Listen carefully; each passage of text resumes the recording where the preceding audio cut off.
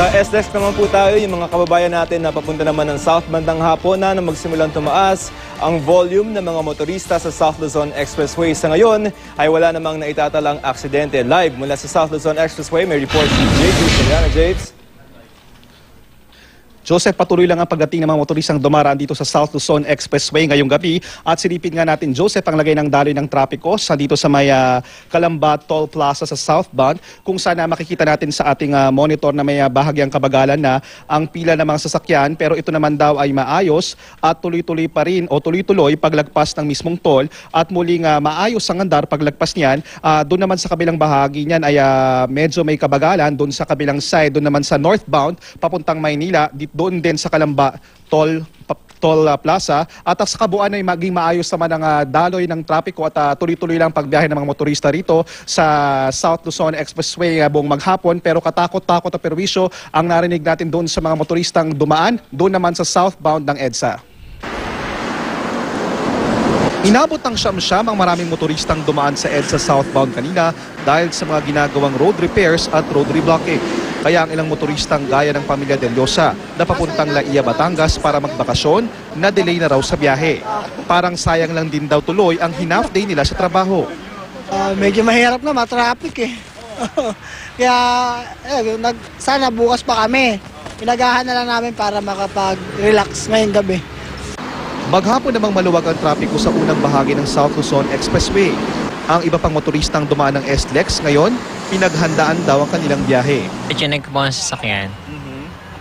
Then, syempre, sarili ko. Check up po ng car. Maintenance po.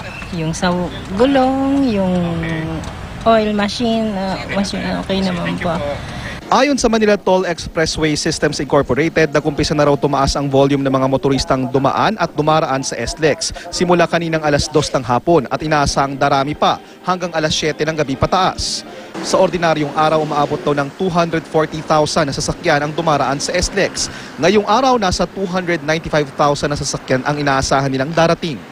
Muling paalala ng otoridad sa mga daraan sa SLEX, sundin ang traffic routes nila gaya ng 100 kph na speed limit para sa kotse at jeep, 80 kph sa truck. Manatili lang din daw sa lanes. Wala pa namang major accidents na naitala sa SLEX. Para sa anumang emergency, maaaring tumawag sa SLEX hotline na 0917-687-7539. Well, safety of course. One thing, dapat roadworthy yung sasakyan natin. Observe and follow the speed limit, and then of course, you maintain your lane. Joseph, ayon sa pamunan ng SLEX, kung tutusin ngayong gantong oras pinaka-okay bumiyahe para dun sa mga kababayan nating uuwi sa kani-kanina mga probinsya. Bukas ng alas 5 ng umaga, inaasahang muling bibigat ang daloy ng trapiko dun sa mga tinaguriang choke points dito sa SLEX at inaasahang magtatagal yan hanggang alas 12 ng tanghali bukas, pero muling luluwag pagsapit ng hapon at ng gabi at pagdating daw ng Biyernes Santo ay asahang napakaluwag na ng both lanes ng SLEX. Joseph? Or JP, nasabi mo na kanina, no? Yung alas 5 ng umaga, doon pa ulit magsisimula yung volume. Yung nakita natin na video, medyo maluwag pa pala yun. Medyo maluwag pa yun, Joseph, kung tutuusin. Kasi karamihan nga daw dyan, inaasahan nila mga natapos doon sa hindi nag-half day o tinuloy pa rin yung kanilang trabaho. Friday, Biyernes Santo, inaasahan talaga napakarami hanggang inaasahan nila magtatagalan hanggang 12 noon. Minsan umaabot daw na hanggang 1. Pero pagdating daw ulit ng hapon, ng gabi, bukas ay muling luluwag yan. Alright. Maraming salamat at tingin kayo dyan, JP Soriano.